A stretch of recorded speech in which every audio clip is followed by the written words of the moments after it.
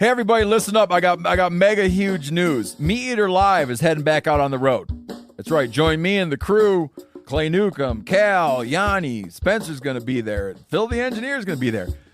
Meat Eater Live, headed back out. Now, when you get every ticket, okay, every ticket you buy, you get a signed copy of our new Meat Eater Outdoor Cookbook. This tour is celebrating the release of the book. Buy a ticket, get a signed copy, Meat Eater Outdoor Cookbook, wild game recipes for the grill, smoker, camp stove, and campfire, which I'll point out is a $38 value. Here's where we're going to go. April 23rd, the Mesa Art Center in Mesa, Arizona. April 24, the Balboa Theater in San Diego. April 25, the Grove in Anaheim, California. April 27, the Crest Theater in Sacramento. April 29, the Union in Salt Lake City. April 30, the Egyptian in Boise. May 1, the Wilma Theater in Missoula. May 2, the Bing Crosby Theater in Spokane, Washington.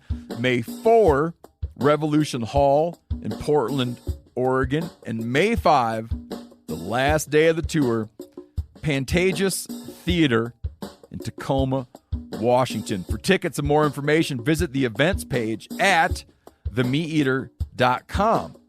Hope to see you at the show.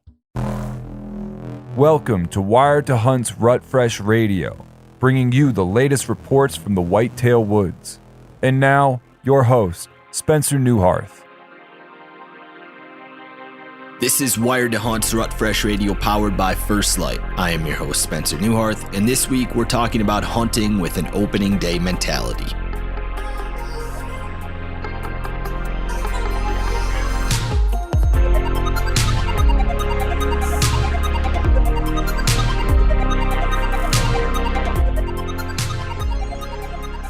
Welcome to Wired to Hunt's Rut Fresh Radio. I am your host, Spencer Newharth, and this is episode 460. And joining me is Mark Kenyon, who has an approaching opening day coming up in Michigan.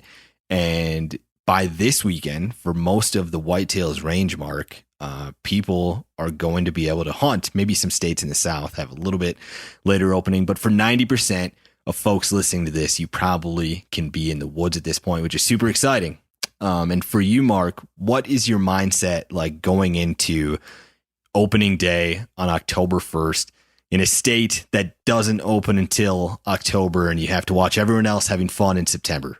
Yeah, man, it's just, it's been a long time coming and I'm very, very excited. I like you said, I feel like, you know, once October hits, like it's hunting season. I mean, it's hunting season everywhere. So I know everyone's been chomping at the bit if they haven't been going yet. And it's just a great time of year. So let's just pause for a moment to be really freaking excited about that. And yeah, I mean, I'm feeling great. You know, October 1st is it's a holiday of sorts here in Michigan. So there's gonna be a lot of people hitting the woods, and I always look at it as one of those very best chances of my entire season, regardless of intel, regardless of weather. I always look at those first couple days as a really good chance, and it's actually something that maybe is worth discussing a little bit, because, you know, if you were to look at the weather forecast for a lot of parts of the country right now, it's kind of stagnant. There's not a lot of change. There's nothing really exciting. There's not that big, sexy cold front. Nothing like that, at least from the places I've seen, and definitely not here in Michigan. So I know some people that might see that and be bummed and be like, it's not going to be that great. Maybe I'm not going to go out, or maybe I will just try to shoot a doe, or whatever it might be.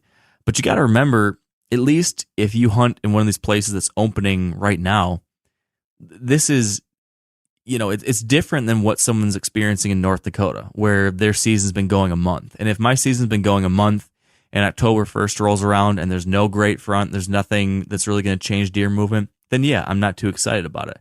But if nobody has been hunting in your area for 8-9 months, and these deer are still doing their thing relatively unbothered, you've got this short window to catch them off guard. And I can tell you, even here in Michigan, where there's lots of hunters out there, where there's an antlerless season that came in 2 weekends ago for a little bit, and there was a youth season that came in 3.5 weekends ago before that. So there's been a little bit of pressure already. Even with that, I still, almost every year, catch a good buck on his feet in daylight or close to it, or have some kind of close encounter, some kind of excitement on one of those first couple days of hunting.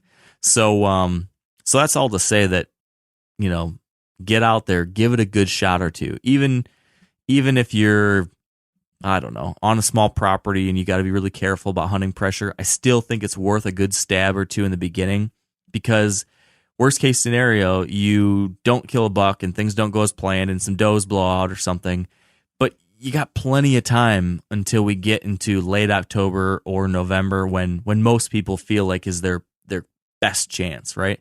There's plenty of time to recover from any mistake right now. So I say swing for it, because I think they're out there, and that's at least the way I'm looking at it. And I'm feeling good. Weather's not great, but it's not horrible. It's kind of average here in Michigan. High barometric pressure, which a lot of people say is a good thing. I'll say that I'll hope it helps things out a little bit, and I've got some intel on a buck. So I think you never know. It's probably not going to go the way you want it to, but I'm going to say I'm going to head into the field on the evening of October 1st, feeling cautiously optimistic. So if you are hunting in a state like Pennsylvania or Illinois or Michigan that has one of these early October openers, what is like your ideal textbook setup look like for that opening weekend hunt? I think it's pretty standard.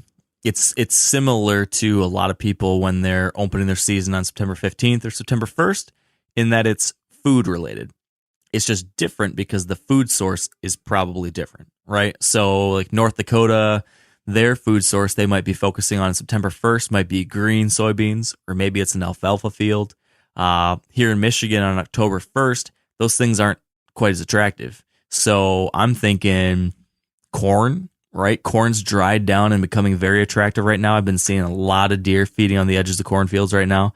Another thing that I know is happening here for sure and across a number of other states are that acorns are hitting the ground. So I've got a lot of buddies who have been telling me that their trail cameras have been drying up. They're not getting a lot of trail camera pictures. And the assumption is that that's because the acorns are hitting. And so now these deer have moved off of food plots, or they've moved off of whatever, spot these people had their cameras. And they're now back in the timber eating that delicious white oak. So I think that for me, I'm set up somewhere either transitioning from bed to food or very close to on top of that food source that's most attractive in my area. So I've got a spot where I can plant some food plots, where I've got some green food right now that's next to a standing cornfield. That's going to be something that I'm going to like a lot. Very close to good bedding, very close to good food, and safely in between the two. That's like your textbook, simple early season opportunity. If you're hunting public land or something where you don't have that kind of obvious food source that's not getting pounded, now I'm thinking an oak flat or an island or like a finger with some oaks on it that extends out into a swamp a mile back on public land, or an island of high ground with a couple oaks on it that are dropping acorns back in this thick, wet, boggy stuff, or maybe some oak ridges way back in the timber, whatever it might be, or maybe there's an isolated apple tree. If you can find that dynamite food source that's isolated and far away from other people and in the cover, that's what I'd be thinking about on heavily pressured land right now. And some of the stuff that you talked about there, Mark, is actually part of like our reading material for this week, which you can find in the description of the podcast episode. There are 4 articles that I would recommend for whitetail hunters to read this time of year. The first one is How to Deer Hunt Standing Corn by John Eberhardt. He breaks down 3 tactics you can use to find and kill whitetails around cornfields before they're harvested. And then the next is Everything I Use on DIY Out-of-State Deer Hunts by you, Mark, where Mark lays out his entire gear list from his sleeping bag to his truck topper to his camp stove to his climbing sticks to his optics, quite literally everything that he travels with on DIY whitetail adventures. And then an article by Tony Peterson, A Guaranteed Way to Ruin Any Deer Hunt. He talks about how certain distractions can make you have less fun and less success. And then finally, The Truth About Frontal Shots on Deer by Dylan Tramp. He breaks down all the considerations from a deer's anatomy to its behavior to your gear setup for taking a frontal shot on a whitetail with archery equipment. I like it. I feel like at this part, I just wish that we had a visual, because when you give us the homework assignment, I just imagine you in your glasses with one of your sweater vests on, or like what is it? Not a sweater vest. It's Cardigan? Cardigan, yes. You're in your cardigan when you give us these homework assignments, and you're standing at the front of the classroom and you're writing these down on the whiteboard. That's what I envision at this part. So someone's got to like Photoshop that together for me and we can post that. I feel seen. That is what I'm doing. That's exactly what's going on. Yes. And then the folks that you're going to hear from this week, we have Lindsey Thomas Jr. in Georgia from the National Deer Association, Caitlin Moss in Missouri from Caitlin Moss Outdoors, and then in New Hampshire from the Just Hunt Club is Brett Joy, and then we end with Byron Horton from Ohio from the Whitetail Experience. I like it. Well, man, there's been a whole lot of these opening days in Michigan where I've talked to you beforehand, and then we decided we'd come back in the next week, and I would always say, I hopefully going to have a good story for you. And, there hasn't been a whole lot of them where I've got the good story, but there's been a few. And I'm just going to cross all my fingers and toes and say it one more time and tell you that, Spencer, hopefully next week I've got a good story for you. I like it. All right. Good luck, Mark. And the next time I talk to you, it will be October. Hallelujah. All right, and joining us online first is Lindsey Thomas Jr. in Georgia from the National Deer Association. Now, Lindsey, in Georgia, what would you say the buck activity has been lately on a scale of 1 to 10?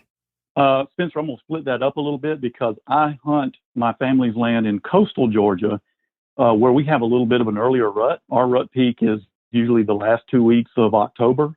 Down there, I'm going to say, based on scouting that out a little bit the last couple of days and watching my cameras, that we're at about a 4 to 5 on buck movement in coastal Georgia right now.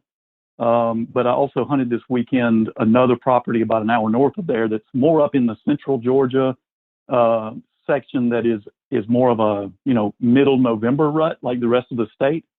And I'd say it's more of a 3 there right now in the majority of central Georgia. But as like I say, coastal, it's picking up a little faster because our rut is earlier. Lindsey, you are an expert when it comes to what whitetails want to eat. So let's start with man-made food sources. What are some man-made food sources that are relevant in October for whitetail hunters in that part of the country? Going to be, if you got in a fall food plot, with some fast germinating annuals like cereal grains, brassicas, and I'm cereal grains being oats, wheat, rye. If you got those planted and they're coming up in time for October, those will be drawing already. It's been a little too wet, honestly, in the southeast lately. We just got some food plots planted this past weekend at my family's land in coastal Georgia. But normally September and early October is when most people are planting their fall food plots. That could be a factor in October. And if you have a leftover, say, warm season plot of some beans or cowpeas or a soybean field that hadn't been harvested yet, that may still come into play as far as man-made. How about natural food sources in the South? What are some food sources that are relevant for October in that part of the country? Going to be acorns. The white oaks should start falling. I was out this weekend hunting. The water oaks were starting early, and there was a very abundant water oak acorn crop out there right now, but to the point that it was too much. I really couldn't get any type of deer concentration around a water oak tree because there were lots of them. The white oaks were not falling yet. We've also got a pretty good crop of swamp chestnut oaks, which are also in the white oak family, so they're pretty desirable acorns. I'm seeing good crops of those, but they're not falling yet. The white oaks really won't start kicking in until October, and the swamp chestnut oaks a little bit later. We've got a good crop of crab apples out there right now. That's what I was actually hunting over this past weekend was some patterns around crab apple trees. And it looks like a good persimmon crop too. But those persimmons will probably be strong in October. Crab apples will pretty much be gone. So we'll be talking about acorns in the white oak family starting to fall in October, and persimmons should be pretty good. Are you seeing any sign making in the woods yet? In coastal Georgia, yes. I got my first picture of a younger buck going with a full scrape sequence on September 11th, and got another sequence on the 23rd, a little bit older buck. So they're starting scrapes in coastal Georgia. When I was down there, besides the ones my cameras are on, I was seeing, the first scrapes under leaking limbs all around in the traditional locations. Now, up in the property I hunted up in central Georgia, closer to central Georgia, I was not seeing that. I'm not seeing scrapes start up yet. And that makes sense. We're normally in central Georgia about 2 weeks behind the rut timing of coastal Georgia. So yeah, things are starting to cook in coastal Georgia. And, the next 4 weeks are going to be really strong for buck movement. But again, not quite there in central Georgia. Now, every year when I talk to you, Lindsay, I ask you to speak on behalf of whitetail studies and science about what it says when it comes to cold fronts. And it's a little bit unfair of me, but you do such a good job of articulating it that I'm going to ask you again. So when we inevitably get that October cold front for most of the country, which I don't see in the forecast yet, but it's certainly going to happen, what do studies and scientists say about whitetail movement when it comes to cold weather or warm weather? The data does not show a connection. It just doesn't. Lots of studies have been done on this. You can talk to the experts. They've stared at the data until they're cross-eyed, and you just can't see a correlation between buck movement or deer movement and air temperature. So it's the rut. That's really what it is. Cold fronts get hunters on their feet, not so much the deer. I love to hunt a cold front as much as anybody else. But the science shows, look at what's going on in coastal Georgia right now. The buck movement is picking up, as it should right now. Given the typical timing of breeding, the peak for us is going to be around the same, late October every year. Wherever you hunt, that peak of breeding is going to happen roughly around the same time every year. And the buck movement is going to increase as the weeks approach that date, no matter what the weather's doing. So, when a doe comes into estrus, a cold front is not going to stop that. She's not going to go out of estrus because it's warm. So when a doe's in estrus, bucks are going to be pursuing that. They're going to be active. So, as I always say, look, if it's around the time of the peak of the rut or getting close and buck movement's picking up and should be where you hunt, if it's warm, you still should go hunting. Don't stay home just because it's warm, because the bucks are still moving. That is what the data in numerous studies using GPS collared bucks shows. Going forward then in this next week or so, what do you think that buck activity is going to be on a scale of 1 to 10 in Georgia? I'm going to say next week in coastal Georgia, we're going to be up around a 5 to 6. Opening day gun season for us is October 16th. Things should be really good around then on buck movement.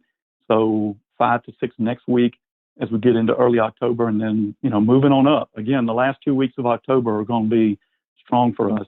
Middle Georgia, most of the state, I'd say, is more around a 4, maybe should be up to around a 4 next week is what I'm thinking, because again they'll begin sort of following along, picking up with those first tentative scrapes starting next week. All right, Lindsay, great intel. Thanks for joining me, and good luck with the rest of your season. You too, Spencer. Thanks so much. All right, and joining us on the line next is Caitlin Moss from Missouri, from Caitlin Moss Outdoors. Now, Caitlin, in Missouri, what would you say the buck activity has been lately on a scale of 1 to 10? Honestly, I would say it's about a 5. I would say less, but this past week we got a cold front, and I think a few people were able to capitalize on that. But just from my personal experience this past week, it's been pretty slow. And I think the biggest reason is because it's just so hot. We're getting temps in like the mid 80s. So I think they're just not really moving much in daylight. And I've seen a few bucks, but not as much activity as I have seen in past years. What are you seeing for sign making right now? Not much. I kind of did a little bit of scouting preseason, and typically, this time of year, I'm seeing rubs and scrapes everywhere, but I've seen 1 rub in about a 2-mile radius and 2 scrapes. So nothing too crazy right now. And this is a piece that I have hunted in the past, and by now, typically there's a lot more sign. So pretty slow. Now, I know that you hunt a lot of public land and you often are scouting as you go. What are some things that you're looking for in late September, early October when you're scouting in season? Well, late September is kind of it really just depends on, I would say, weather. I really like to look for ag fields if I can. Some public doesn't have that. Last year it was a CRP field, and so this year it's beans. So I've kind of been focusing on that. And just kind of getting a general idea of where they're moving and maybe where they're coming from. And then as I, kind of get a pattern on them, I like to move into the timber a little more and try to get a little bit closer to the bedding. So that's kind of been my focus currently. What are other relevant food sources on public land in that part of the country right now? The acorn crop's pretty good. I'm seeing a ton of those, but where I'm at, there's just so much food that it can be really hard to pinpoint. There's just a lot of browse. There's a lot of ag fields. There's a lot of acorns. So it really is difficult to kind of figure out where they're at because there's no like one direct food source. Yeah. And are you having more success finding buck movement in the mornings or the evenings right now? Well, I only hunted one morning so far, and it was honestly really good, but it was cold. It dropped down into like the 50s. So I thought I might as well try it out and see, and I did see a buck, but so far I've pretty much just been focusing on evenings just because it's really hot, and they just have been hitting the bean field at night. So that's my current situation. Walk us through what your ideal public land setup looks like in Missouri in early October, whether that's a morning hunt or an evening hunt, and what you're hunting over in the timber, or is it a field edge? Oh, I like to be in the timber, kind of, I would say halfway between bedding and food if I can, because by then I typically figure out at least a general area of where they're hanging out. So I would say timber next to some kind of oak tree or something that could potentially draw them in. I really am just kind of a hang and hunt, scout as I go person. So it really just depends what kind of activity I'm seeing, but that's typically what I go for. Going forward then in this next week or so, what do you think that buck activity is going to be on a scale of 1 to 10 in Missouri? I say it's going to be about a 4 or 5 still, just because it's going to be so hot. I think once the temps start dropping, maybe early October, then I think things will start picking up. All right, Caitlin, thanks for the information. Good luck with the rest of your season, and thanks for joining me. Thank you. All right, and joining us on the line next is Brett Joy in New Hampshire from Just Hunt Club. Now, Brett, in New Hampshire, what would you say the buck activity has been lately on a scale of 1 to 10? I would say it's been pretty low the last week or so. I'd say it's probably been something like a 3. We're here in our second week of the season, I guess. Yep. Almost in our second week of the season, the end of the second week. Temperatures have been slightly above average, and that's going to suppress movement early season for sure. The other thing is we have seen kind of just a shift in deer activity this past week, I would say, from more of a summer feeding pattern to a fall feeding pattern. So I would say overall activity has been pretty low. When you're hunting the big woods of the Northeast, what are some food sources that you find to be most relevant in October? So for most of the Northeast in the big woods, mass crop is the name of the game, whether it's hard or soft mass. For us, it's acorns, particularly red oaks. They're the mass crop that's most prevalent in our area. You may have some white oaks as well, beech nuts as you go further north, and the oaks aren't as prevalent. And then across the Northeast, for soft mass, it's going to be apples. So I think those are probably the 3 food sources to be focused on right now. So oaks, beech nuts, and then apples. And it seems like there's a pretty good mass crop for all 3 this fall. Are you seeing any sign making in the woods yet? Yep. We kind of got off the deer activity a little bit just after the first week of the season. So I did do a little scouting yesterday. Got into an area, mountainside, that's full of red oaks, found a bunch of acorns on the ground. So I knew those trees are producing, and I immediately started to find some buck signs. So I found a bunch of scrapes, kind of a new scrape line. I haven't really seen much of that until I guess this past week. I've seen some bucks hitting licking branches. Well, that kind of continues year round, but I have seen it pretty good in the month, I guess, August, September.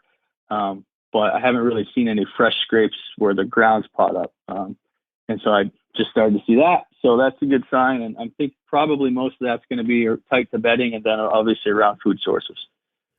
What sort of differences do you notice around sign making when it comes to bucks in the Northeast versus bucks in the Midwest when you're hunting around more traditional agriculture? So I think there's not a ton of difference in like the nature of the sign. I guess it's, rubs and scrapes and stuff like that. There's not much difference. I think that the difference is the variability in the volume of sign. Because we have such low deer densities, you're going to see sign in a particular area more dependent on a buck's personality. In the Midwest, there may be 10 or 15 bucks using a particular area. Pretty good chance 1 or 2 or 5 or even 10 of those bucks are going to have a fairly aggressive personality. One that inclines them to leaving a bunch of sign down.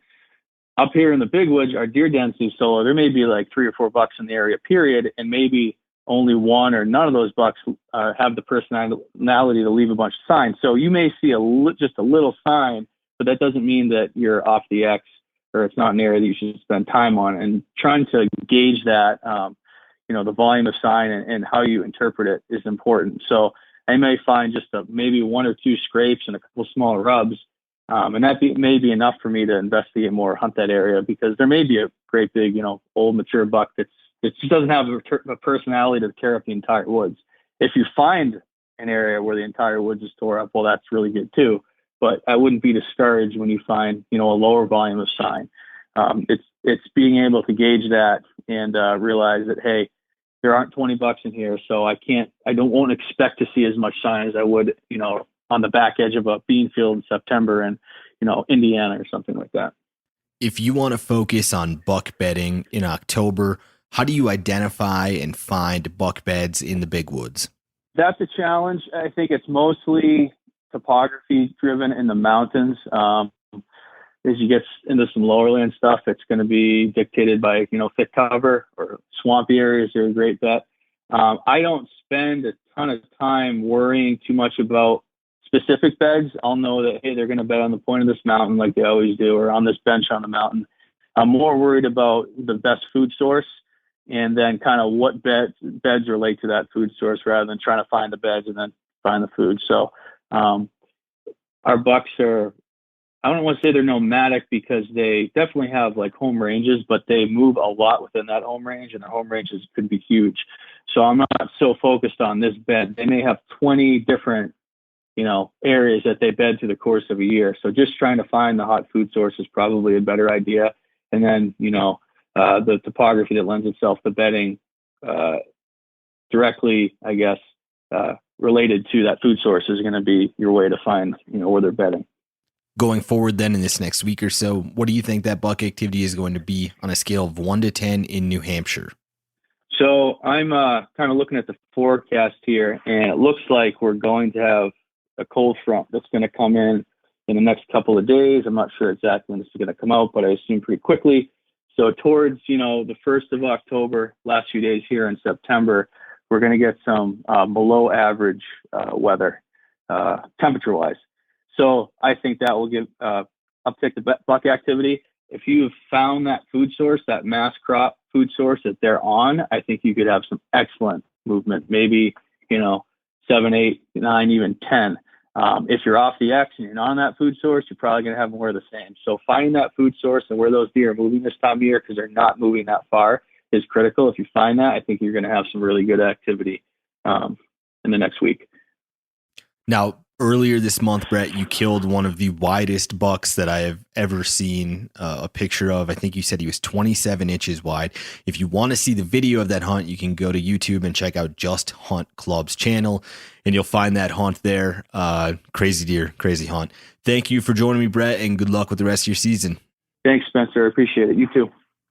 All right, and joining us on the line last is Byron Horton in Ohio from the Whitetail Experience. Now, Byron, in Ohio, what would you say the buck activity has been lately on a scale of 1 to 10?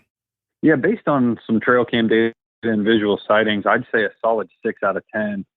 We had some favorable conditions for our opener as far as below normal temps, and we visually saw a couple bucks on their feet, including some mid-morning action, which was kind of crazy. So I'm going to go ahead and go 6 out of 10, which seems high right now. Where are you running a lot of your trail cameras right now?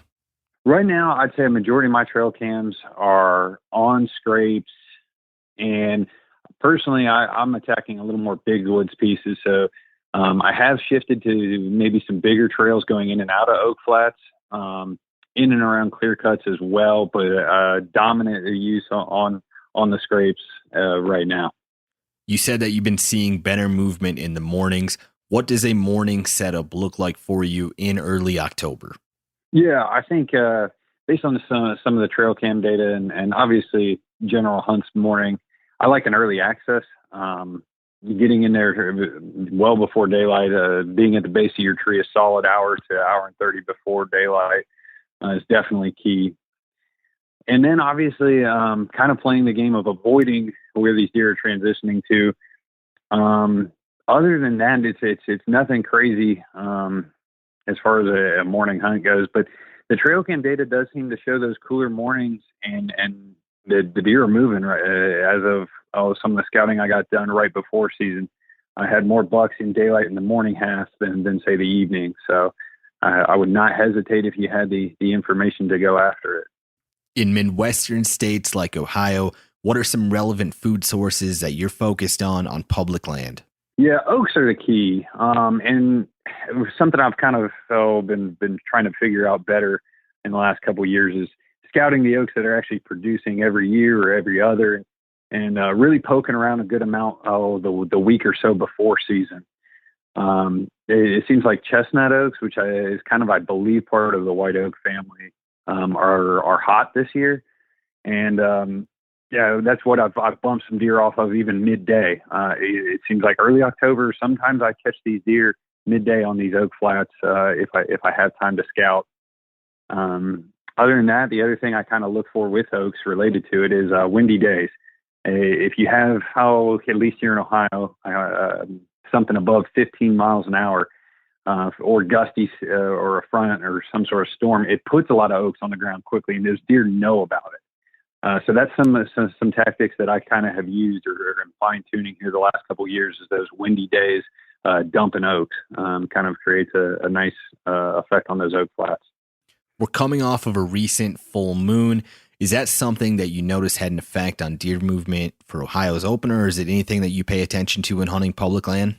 You know, I don't really look at the moon as anything. I may look back at the overhead and underfoot times if I see obscure movement, but it's not something I base anything around. I'm much bigger on hunting pressure and weather. And what are you seeing for sign making right now? It's limited. Actually, that's something I'll bounced around the week before the opener. I only found one rub, and then going in on my evening hunt on the opener Saturday evening, I found a small cluster of rubs. But, you know, I walked a mile to get in there and didn't see any. So it's something that right now, if you find it, especially maybe in lower deer number population areas, I think it's something to really key in on, because you can judge how fresh the rubs are with the shavings, but also if that tree's kind of bleeding or, you know, it's got some moisture to that rub. It's definitely a telltale sign right now. You mentioned that part of your game plan is trying to avoid hunting pressure. Is there any part of like the month of October that you see less hunting pressure than the rest of the season in Ohio?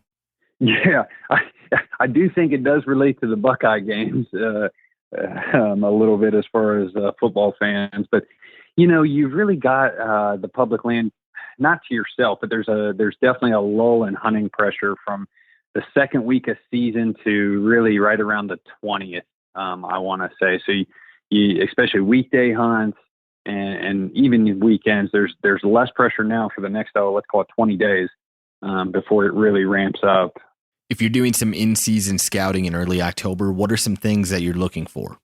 Yeah, I would say finding, like we talked about with the rub lines, because those are limited right now, those are key. Droppings under certain oaks or on oak flats, bumping deer in general is always a good thing. Potentially, you know, to get some visual sightings. I do look for a little bit of browse if there's greenbrier in an area. And then obviously scrapes, because there's not a ton that are opened up. So getting on those and then deploying cameras, that can let you know what's going on. But I do think, you know, in-season scouting right now is huge, because I'm looking ahead, wanting to know when that early to mid-October cold front's coming, and that's when I want to be in position. Going forward then in this next week or so, what do you think that buck activity is going to be on a scale of 1 to 10 in Ohio? Yeah, I'm going to go 3.5. I just don't think it's super high. We kind of just have some stagnant to average weather. There's a few maybe small rain fronts in the forecast, but no dramatic drops, no home run, get everybody excited on Facebook type cold fronts that I can see at this point. So I don't think chances are going to be as high as they were for our opener. All right, Byron, good luck with the rest of your season, and thanks for joining me. Thanks, Spencer. And that concludes this week's episode of Rut Fresh Radio. Thanks to Lindsay, Caitlin, Brett, and Byron for joining me, and thank you guys for listening. As a reminder, you can find this week's reading materials in the description of the podcast, like how to deer hunt standing corn, everything I use on DIY, out-of-state deer hunts, a guaranteed way to ruin any deer hunt, and the truth about frontal shots on deer. The next time I talk to you, it will be October, which I'm sure you're as excited about as me. Until then, stay wired to hunt.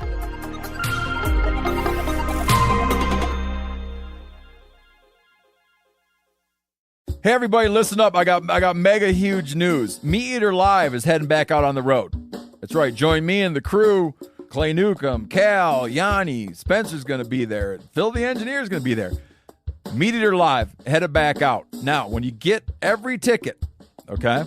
Every ticket you buy, you get a signed copy of our new Meat Eater Outdoor Cookbook. This tour is celebrating the release of the book. Buy a ticket, get a signed copy, Meat Eater Outdoor Cookbook, wild game recipes for the grill, smoker, camp stove, and campfire, which I'll point out is a $38 value. Here's where we're going to go.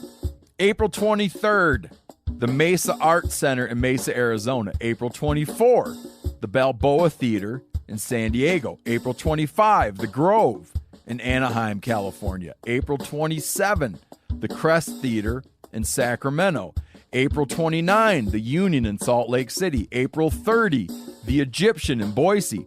May 1, the Wilma Theater in Missoula. May 2, the Bing Crosby Theater in Spokane, Washington. May 4, Revolution Hall in Portland, Oregon. And May 5, the last day of the tour, Pantages Theater in Tacoma, Washington. For tickets and more information, visit the events page at themeateater.com. Hope to see you at the show.